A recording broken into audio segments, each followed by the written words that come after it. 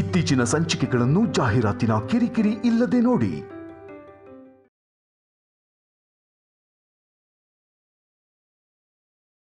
ನಾಗಲೋಕದ ಮಹಾಗುರುಗಳ ಜೊತೆ ಇವನಿಗೇನ್ ಮಾತು?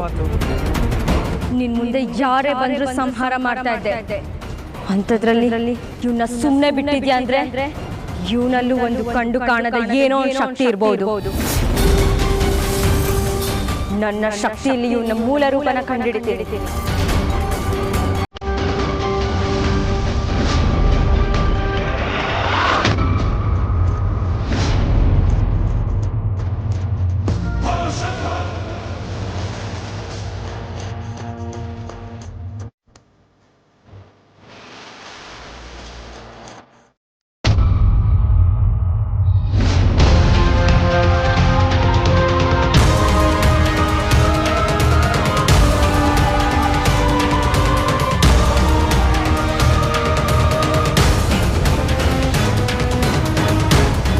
ಇದೇನಿದು? ನನ್ನ ದೇಹ ಇಲ್ಲೇ ಇತ್ತಲ್ಲ, ಏನಿದು ಕಾಣಿಸ್ತಿಲ್ಲ? ನನ್ನ ದೇಹ ಎಲ್ಲೋಯ್ತು? ಎಲ್ಲೋಯ್ತು ನನ್ನ ದೇಹ? ಎಲ್ಲೂ ಕಾಣಿಸ್ತಿಲ್ವಲ್ಲ?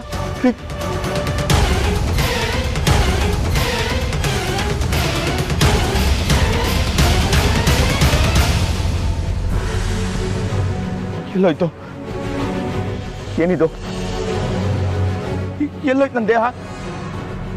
ನನ್ನ ದೇಹ ಎಲ್ಲೋಯ್ತು? ನನ್ನ ದೇಹ ಇಲ್ಲೇ ಇತ್ತಲ್ಲ, ಎಲ್ಲೋಯ್ತು ನನ್ನ ದೇಹ? ಏನ್ ಮಾಡ್ಲಿ? ಎಷ್ಟು ಹುಡುಕರು ನನ್ನ ದೇಹ ಕಾಣಿಸ್ತಿಲ್ವಲ್ಲ? ದೇವ್ರೆ, ಏನ್ ಮಾಡ್ಲಿ?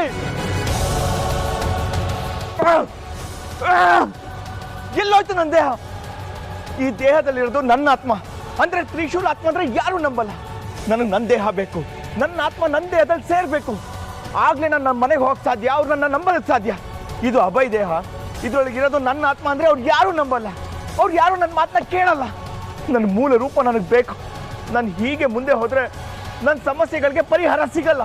ಛೇ, ಏನ್ ಮಾಡ್ಲಿ? ನನ್ನ ದೇಹ ನನಗೆ ಸಿಗದೆ ಇದ್ರೆ ನಾನು ಶೂನ್ಯ.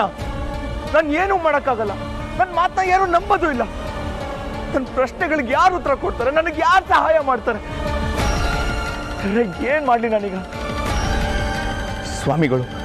ಸ್ವಾಮಿಗಳೇ ನನ್ನ ಪ್ರಶ್ನೆಗಳಿಗೆ ಉತ್ತರ ಕೊಡೋದು ಸಾಧ್ಯ. ಹೌದು, ನಾನು ಅವ್ರ ಹತ್ರನೇ ಹೋಗ್ತೀನಿ, ನನ್ನ ಪ್ರಶ್ನೆಗಳಿಗೆ ಉತ್ತರ ಪಡ್ಕೋತೀನಿ.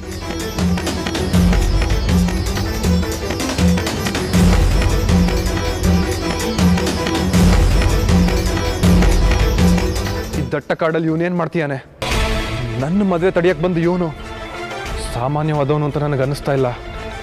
ಇವನ್ ಹಿಂದೆ ಹೋಗಿ ನೋಡ್ತೀನಿ, ಇವನು ಯಾರು ಅಂತ ಗೊತ್ತಾಗತ್ತೆ.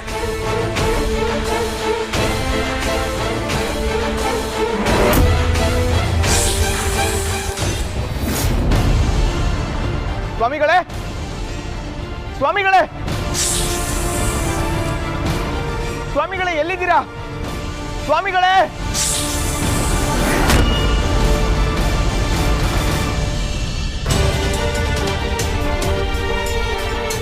ಸ್ವಾಮಿಗಳೇ, ಸ್ವಾಮಿಗಳೇ, ಎಲ್ಲಿದ್ದೀರಾ?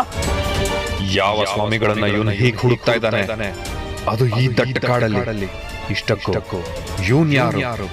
ನಾನ್ ನಾಗ ಅಂತ ಇವನಿಗೆ ಹೇಗೆ ತಿಳಿದಿದ್ದು? ಇವನಿಗೊಂದು ಶಕ್ತಿ ಇದೆಯಾ? ನಾಗಗಳಿಗೆ ದೈವಿ ಶಕ್ತಿ ಇರೋರಿಗೆ ಮಾತ್ರ ನಾನು ನಾಗ ಅಂತ ಗೊತ್ತಾಗಕ್ ಸಾಧ್ಯ. ಸ್ವಾಮಿಗಳೇ, ಎಲ್ಲಿದ್ದೀರಾ? ನನ್ನ ಪ್ರಶ್ನೆಗಳಿಗೆ ನೀವು ಮಾತ್ರ ಉತ್ತರ ಕೊಡೋದಕ್ಕೆ ಸಾಧ್ಯ. ನಾನು ನನ್ನ ಅಸ್ತಿತ್ವನ ಕಳ್ಕೊಳ್ಳೋ ಬಯದಲ್ಲಿದ್ದೀನಿ. ಪ್ಲೀಸ್, ಎಲ್ಲಿದ್ರು ಬೇಗ ಬನ್ನಿ. ನೀವು ಬಂದು ಉತ್ತರ ಕೊಡದಿದ್ರೆ ನಾನು ಈ ಜಗತ್ತಲ್ಲಿ ಬದುಕಿದೆ ಅನ್ನೋ ಕುರುಹೇ ಇರಲ್ಲ.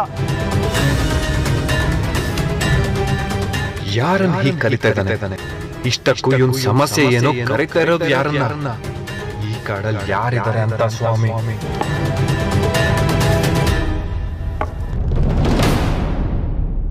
ಜೈ ಭೋಲೆನಾಥ.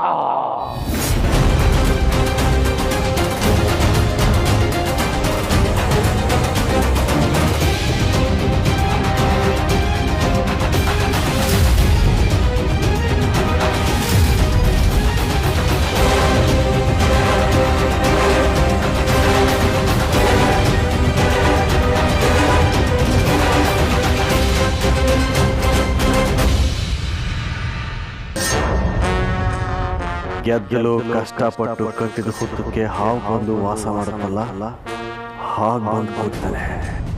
ನಾನೇ ದಿಗ್ವಿಜಯ ಅಂತ ಹೇಳೋ ಹಾಗೂ ಇಲ್ಲ, ಬಿಡೋ ಹಾಗೂ ಇಲ್ಲ.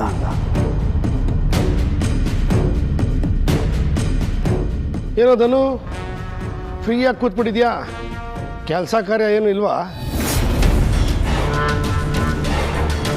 ದಮಯಂತಿ, ದಮಯಂತಿ, ನನ್ನ ಹೆಂಡತಿನ ನನ್ನ ಹೆಂಡತಿ ಅನ್ನೋ ಥರ ಮಾತಾಡಿಸ್ತಾ ಇದ್ದಾನೆ. ಏನು ಮಾಡೋದಕ್ಕೂ ಆಗ್ತಾ ಇಲ್ವಾ? ಶಿವಾನಿಯಲ್ಲಿ? ಶಿವಾನಿ,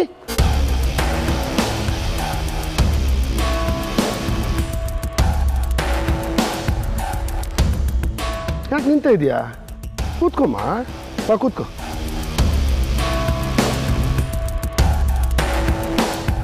ಹೇಗೆ ನಡೀತಾ ಇದೆ ಮದುವೆ ತಯಾರಿ ಎಲ್ಲ? ಮದುವೆ ಸರಳವಾಗಿ ನಡಿಬೇಕು ಅಂತ ನಿರ್ಧಾರ ಆಗಿದೆಯಲ್ಲ. ನಾನು ಆಚಾರ್ಯರ ಹತ್ರ ಯಾರ್ಯಾರು ಬರಬೇಕು ಅಂತ ಕೇಳಿದಾಗ ಮನೆಯವ್ರು ಬಂದರೆ ಸಾಕು ಅಂತ ಹೇಳಿದ್ರು. ಸ್ವಲ್ಪ ಜನ ಬರಲಿ ಅಂತ ನಾನು ಬಲವಂತ ಮಾಡಿದೆ. ಈಗಾಗಲೇ 2 ಬಾರಿ ಅವ್ರ ಮಗಳು ಮದುವೆ ನಿಶ್ಚಯ ಆಗಿ ನಿಂತು ಹೋಗಿತ್ತು. ಅದಕ್ಕೆ ಈ ಸತಿ ಬರೀ 2 ಮನೆಯವರಿದ್ರೆ ಸಾಕು ಅಂತ ಹೇಳಿದ್ದಾರೆ. ಬರೀ 2 ಮನೆನಾ? ಮದುವೆ ಅಂದರೆ ತುಂಬ ಜನ ಇರಬೇಕಪ್ಪ. ಏನು ಬೇಕಾಗಿಲ್ಲ ಗೋವಿಂದ, ಮದುವೆಗೆ ಮದುವೆ ಗಂಡು ಹೆಣ್ಣು ಇದ್ರೆ ಸಾಕು, ಮದುವೆ ನಡೆಯುತ್ತೆ. ದಮಯಂತಿ, ನಮ್ಮ ಕಡೆಯಿಂದ ಏನೇನು ಕೊಡ್ತಾ ಇದ್ದೀವಿ? ರೀ, ಒಡವೆ, ತಾಳಿ, ಸೀರೆ ಎಲ್ಲ ನಾವೇ ಕೊಡ್ತಾ ಇದ್ದೀವಿ. ಫ್ಯಾಂಟಾಸ್ಟಿಕ್. ಯಾವುದಕ್ಕೂ ಕಡಿಮೆ ಆಗಬಾರ್ದು. ದಿಗ್ವಿಜಯ್ ಮದುವೆ ಮಾಡ್ತಾ ಇದ್ದಾನೆ ಅಂದರೆ ಪರ್ಫೆಕ್ಟ್ ಆಗಿರ್ಬೇಕು.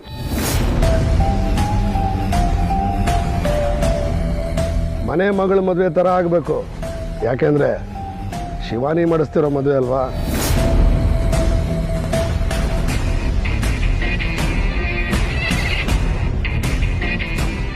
ಬನ್ನಿ ಸ್ವಾಮಿಗಳೇ, ನಿಮ್ಗೋಸ್ಕರನೇ ಕಾಯ್ತಿದ್ದೆ. ಸಮಸ್ಯೆ ಆಗಿದೆ, ದೊಡ್ಡ ಸಮಸ್ಯೆನೇ ಆಗಿದೆ.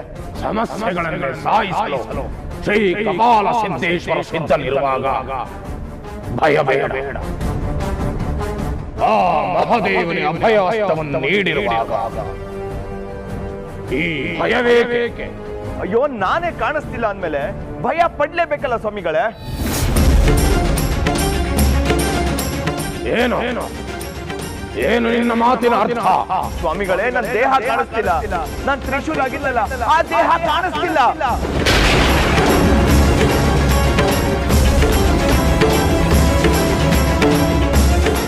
ಪೂರ್ವ ದೇಹ ಕಾಣಿಸುತ್ತಿಲ್ಲವೇ? ಹೌದು ಸ್ವಾಮಿಗಳೇ, ಮಂತ್ರ ಬಂಧನವಾಗಿದ್ದ ಜಾಗದಲ್ಲಿ ಮಾಯವಿದ್ದ ನನ್ನ ದೇಹ ಕಾಣಿಸ್ತಿಲ್ಲ.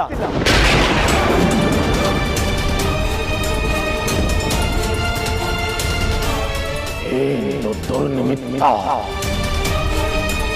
ಮಹಾದೇವ.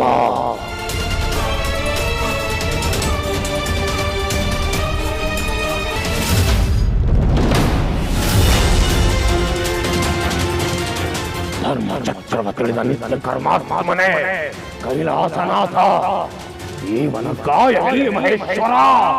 ಸ್ವಾಮಿಗಳೇ, ಏನಾಯ್ತು? ನಿನ್ನ ದೇಹದ ಜಾಗ ಶೂನ್ಯವಾಗಿದೆ.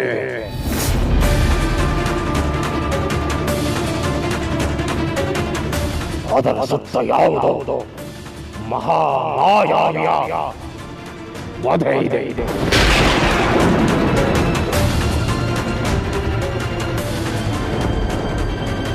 ಯಾರು ನಿನ್ನ ದೇಹವನ್ನ ನಾಶಪಡಿಸಿದ್ದಾರೆ?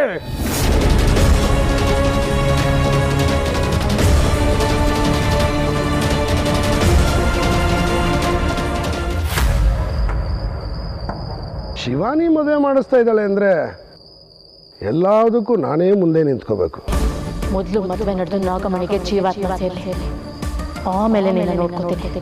ಚೆನ್ನಾಗಿ ವಿಚಾರಿಸ್ಕೋಬೇಕು ಶಿವಾನಿ.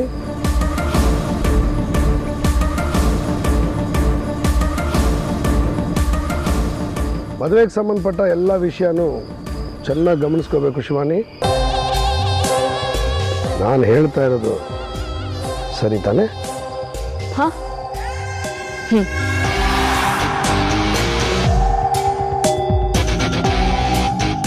ನಾನು ಮಾತಾಡಿದ್ರಲ್ಲಿ ಏನೇ ಅನುಮಾನ ಇದ್ದರೂ ನೀನು ಕೇಳ್ಬೋದು. ಅನುಮಾನ ಅನ್ನೋದು ಒಂದು ಮುಳ್ಳಿನ ಥರ, ಸರಿಯಾದ ಸಮಯಕ್ಕೆ ತೆಗೆದೇ ಇದ್ದರೆ ಅಲ್ಲೇ ಪುಡಿಯಾಗಿ ಹಲವಾರು ಮುಳ್ಳು ಹುಟ್ಕೊಂಡ್ಬಿಡ್ತವೆ.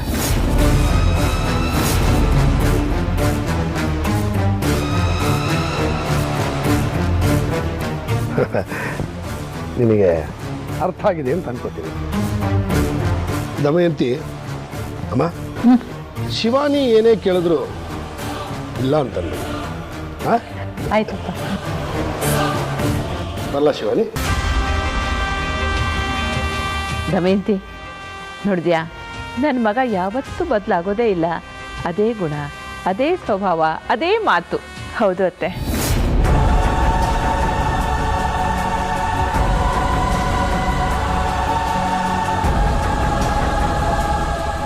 ಅವನನ್ನು ನೋಡಿ ಹಾಗೆ ಬಂದಿದ್ಯಾ ಶೇಷನಾಗ. ಎಲ್ಲ ಕನಸುಗಳ ಸರ್ವನಾಶಕ್ಕೆ ಕಾರಣ ನಾಗನೇತ್ರ. ಅವನ್ನ ಸಂಹಾರ ಮಾಡಿ ಬರೋದು ಬಿಟ್ಟು ಅವನ್ನ ನೋಡಿ ಸುಮ್ಮನೆ ಬಂದಿದ್ಯಾ. ಎಲ್ಲಿಗಾನೆ ಆ ನಾಗನೇತ್ರ? ನಡಿ, ಈಗಲೇ ಹೋಗಿ ಅವನ್ನ ಸಂಹಾರ ಮಾಡೋಣ. ಮೋಹಿನಿ, ದುಡುಕ್ಬೇಡ ಅಂತ ನನಗೆ ಹೇಳಿ ಈಗ ನೀನೇ ಮಾತನಾಡ್ತಿದ್ಯಾ. ಅದು ಅಲ್ಲದೆ ಮಹಾಗುರು ನಾಗನೇತ್ರರು ಶಕ್ತಿವಂತರು, ಸಾಮಾನ್ಯವಾದವರಲ್ಲ. ಅವನು ಶಾಪಗ್ರಸ್ತ. ಅವನಿಗೆ ಯಾವ ಶಕ್ತಿಯೂ ಇಲ್ಲ ಶೇಷ. ಅವನ ಕೊಲ್ಲೋದು ನಿನಗೊಂದು ವಿಚಾರನೇ ಅಲ್ಲ.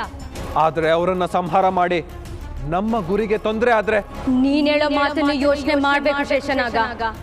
ಮೊದಲು ನಿಮ್ಮಿಬ್ರು ಮದ್ವೆ ಆಗಿ ನಿನ್ ಶಾಪ ದೂರ ಆಗ್ಲಿ. ಆ ನಾಗಲೋಕಕ್ಕೆ ಹೋಗೋ ಶಕ್ತಿ ನಿಂದಾಗ್ಲಿ. ಆಗ ಆ ನಾಗನೇತ್ರನ ಸಂಹಾರ, ಆ ನಾಗಲೋಕದಿಂದ ಭೂಲೋಕಕ್ಕೆ ಬಂದಿರೋ ಎಲ್ಲರ ಸಂಹಾರ. ಯಾಕೆಂದ್ರೆ ಎಲ್ಲರೂ ನಮ್ಮ ಶತ್ರುಗಳೇ. ಮೋಹಿನಿ, ಬಂದಿರೋರು ನಮ್ಮ ಶತ್ರುಗಳಲ್ಲ ಮೋಹಿನಿ, ನನ್ನ ತಾಯಿ. ಮತ್ತೊಬ್ಬರು ನಮ್ಮ ಲೋಕದ ಮಹಾಗುರು ನಾಗನೇತ್ರರು. ಇವತ್ತಿನ ನಮ್ಮ ಈ ಸ್ಥಿತಿಗೆ ಕೂಡ ಅವರೇ ಕಾರಣ ಅನ್ನೋದು ಮರಿಬೇಡ ಶೇಷನಾಗ. ಅವರೆಲ್ಲ ಒಟ್ಟಾಗಿದ್ರೆ ನಾಗಮಣಿ ನಮ್ದಾಗಕ್ಕೆ ಸಾಧ್ಯವಿಲ್ಲ. ಆ ನಾಗಮಣಿ ಶಕ್ತಿಯಿಂದ ನಾಗನೇತ್ರನ ಶಾಪ ವಿಮೋಚನೆ ಆದ್ರೆ ಮುಗಿತು. ನಾವಿಬ್ರು ಈ ಜಗತ್ತಿನ ಅಂತ್ಯದವರೆಗೂ ಶಿಲೆಗಳಾಗೆ ಉಳಿಬೇಕು. ನೆನ್ಪಿರ್ಲಿ.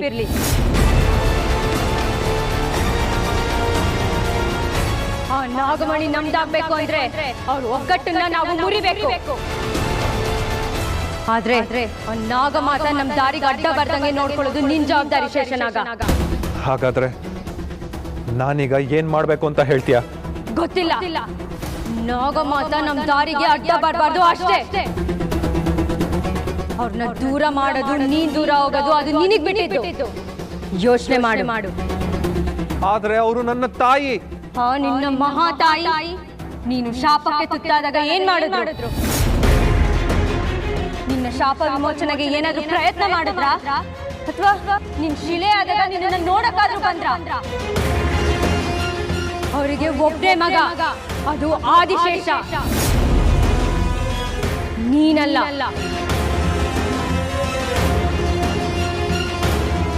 ನಿನ್ನನ್ನು ಹೆತ್ತ ಮಾತ್ರಕ್ಕೆ ಅವ್ರು ನಿನ್ನ ತಾಯಿ ಆದ್ರೆ ನಿನಗೋಸ್ಕರ 100 ವರ್ಷ ತಪಸ್ ಮಾಡಿ ನಿನ್ನ ಪೂರ್ವ ರೂಪಕ್ಕೆ ತಂದಿದ್ದೀನಿ.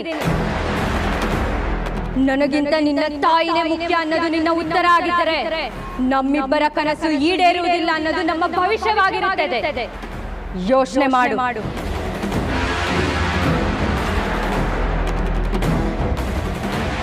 ಬಾ, ಎಲ್ಲಿದ್ದಾನೆ ಅವನು ನಾಗನೇತ್ರ? ಅವನಿಂದ ತಾನೇ ನಮ್ಮ ಪ್ರೀತಿ ಸೋತದ್ದು, ನೀನು ಶಿಲೆ ಆಗಿದ್ದು. ನಾವು ಇನ್ನಿಲ್ಲದ ಸಂಕಷ್ಟದ ಹಾದಿಯಲ್ಲಿ ನಡೆದಿದ್ದು. ಹಾಗಿದ್ದಾಗ ಅವನು ನೆಮ್ಮದಿಯಾಗಿರಬೇಕಾ?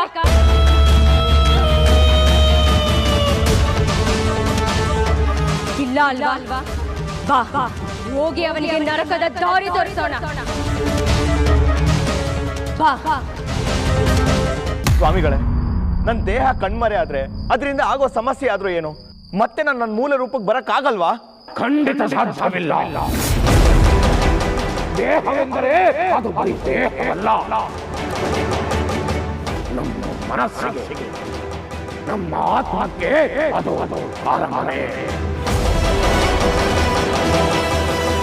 ದೇಹವಿಲ್ಲದ ಆತ್ಮಕ್ಕೆ ಅದು ಸೆರೆಮನೆ.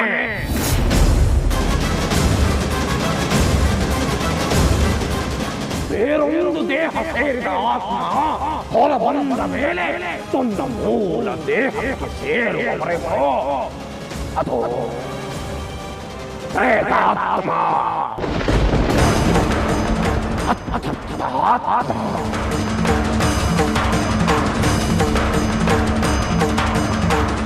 ಚಿಂತಿಸಬೇಡ, ಭಯಬೇಡ. ಆ ಕಾಲ ಭೈರವೇಶ್ವರನ ಆಶೀರ್ವಾದ ಇರುವವರೆಗೂ ನಿನ್ನ ಕಾಯಕ್ಕೆ ಕಿಂಚಿತ್ತು ಅಪಾಯ ಇರಲಿದೆ. ಧೈರ್ಯಂ ಸರ್ವರ್ವ ಸಾಧನಂ. ಹಾಗಲ್ಲ ಗುರುಗಳೇ, ನನಗೆ ಈ ದೇಹ ಪ್ರಶ್ನೆ, ನನ್ನ ಮೂಲ ದೇಹ ಉತ್ತರ. ನಾನು ಈ ರೂಪದಲ್ಲಿ ಏನೇ ಹೇಳಿದ್ರು ಮನೆಯಲ್ಲಿ ಯಾರು ನನ್ನ ಮಾತನ್ನ ಕೇಳ್ತಾ ಇಲ್ಲ.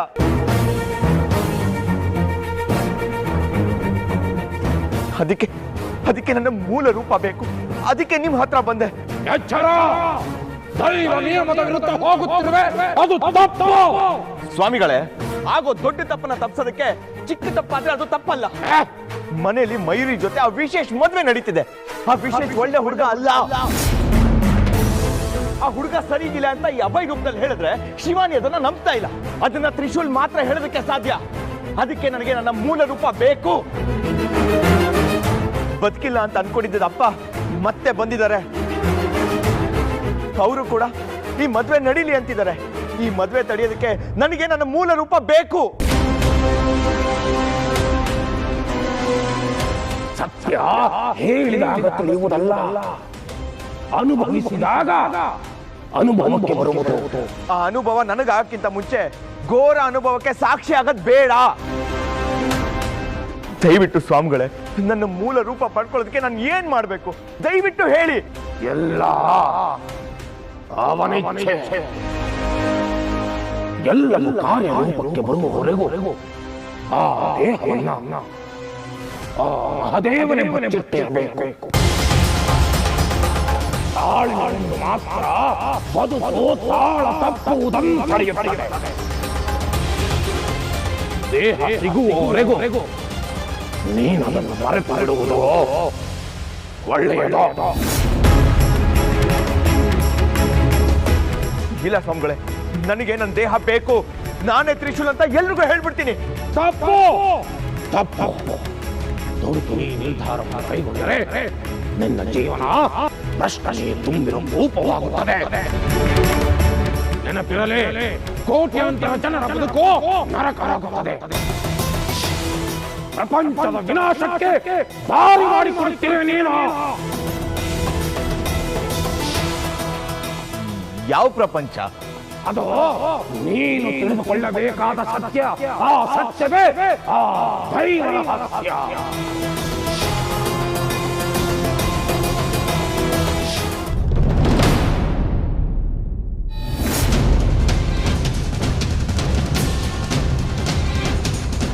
ದೈವ ರಹಸ್ಯನ ದೇವರೇ ಪರಿಹಾರ ಮಾಡಲಿ. ನಾನು ನನ್ನ ರಹಸ್ಯನ ಎಲ್ರಿಗೂ ಹೇಳ್ತೀನಿ. ನಿನ್ನ ಮತೆಗೆ ನನ್ನ ಮಾತಾಗುತ್ತಿಲ್ಲ. ಘೋರ ಕೃತ್ಯಕ್ಕೆ ನೀನು ನಾಂದಿಯಾಗುತ್ತಿರುವೆ. ಎಚ್ಚರ!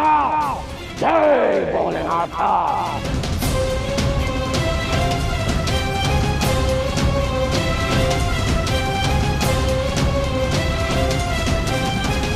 ನಿಮ್ಮ ಲೋಕದ ಗುರುಗಳಿಗೆ ಈ ಲೋಕದ ಈ ಅಭಯ ಹತ್ರ ಏನ್ ಮಾತು? ಇವರಿಬ್ರು ಸಂಬಂಧ ಏನು ಅಂತ ಅರ್ಥ ಆಗ್ತಾ ಇಲ್ವಲ್ಲ. ನನಗೂ ಅದೇ ಕಾಡ್ತಿರೋ ಪ್ರಶ್ನೆ ಮೋಹಿನಿ.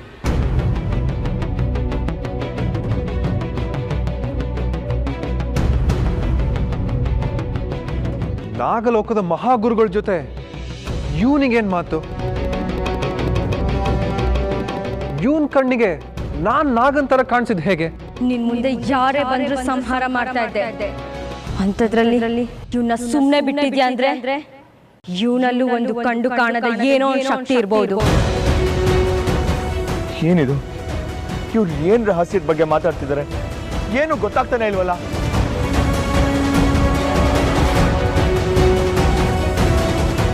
ನನ್ನ ಶಕ್ತಿಯಲ್ಲಿ ಇವನ ಮೂಲ ರೂಪನ ಕಂಡುಹಿಡಿತೀನಿ.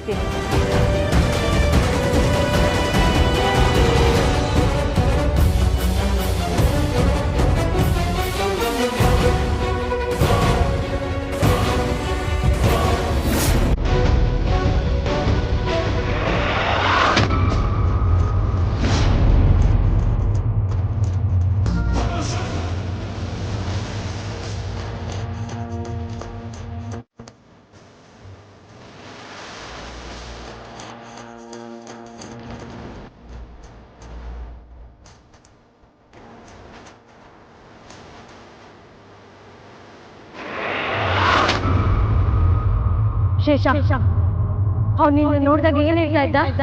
ನನ್ನ ನೋಡಿದ್ರೆ ತಮ್ಮ ಅನಿಸ್ತಾ ಇದೆ ಅಂತ ಹೇಳ್ತಾ ಇದ್ದ.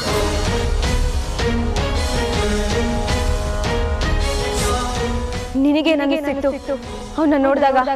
ಯಾವುದೋ ಜನ್ಮದಲ್ಲಿ ಅವ್ ನನ್ನ ಅಣ್ಣ ಅನ್ನೋ ಥರ ಅನ್ನಿಸ್ತಾ ಇತ್ತು. ಹಾಗಾದ್ರೆ ಅದು ನಿಜ ಶೇಷ. ಬೇರೆ ಯಾರೂ ಅಲ್ಲ, ನಿನ್ನ ಅಣ್ಣ ಆದಿಶೇಷನೇ.